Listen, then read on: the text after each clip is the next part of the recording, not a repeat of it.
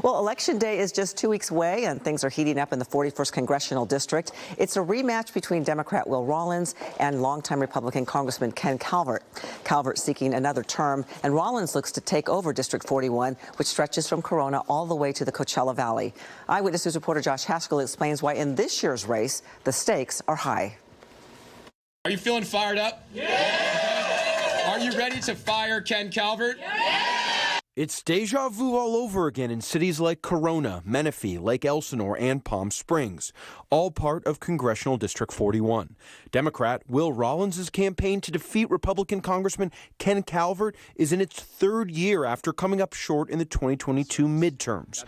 But Rollins says this time around feels different. I represent change. We've had 32 years of this guy, and we need new blood in Washington, D.C. in both parties, but that's never going to happen if we keep sending the same people back there who have been in Congress since I was 8 years old. We caught up with Rollins at a campaign event in Corona the same day Speaker of the House Mike Johnson was in the Inland Empire campaigning for Calvert.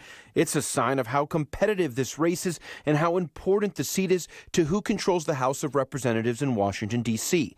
Both candidates have raised millions, the most Calvert says he's ever raised, and money is pouring in from outside the district. In 2022, Calvert defeated Rollins by 11,000 votes, but in that election, Rollins was unknown.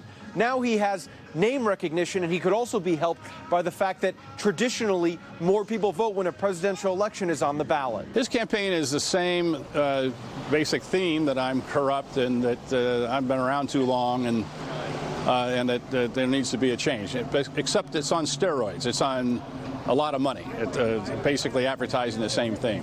But I was a business guy, and they've been running against me on the same thing for a long time. But I know he wants to raise taxes on these small businesses out here. My opponent voted against the largest bipartisan infrastructure bill in the history of the United States, $300 million in funding coming to Riverside County as a result of that bill. And instead, he's bringing the Speaker of the House, the guy who co-sponsored a national abortion ban. That's what Ken Calvert supports. Backed a national ban with no exceptions, has voted to punish doctors and nurses for providing reproductive health care to women. We interviewed Calvert at an event in Lake Elsinore where he received the endorsement of the U.S. Chamber of Commerce.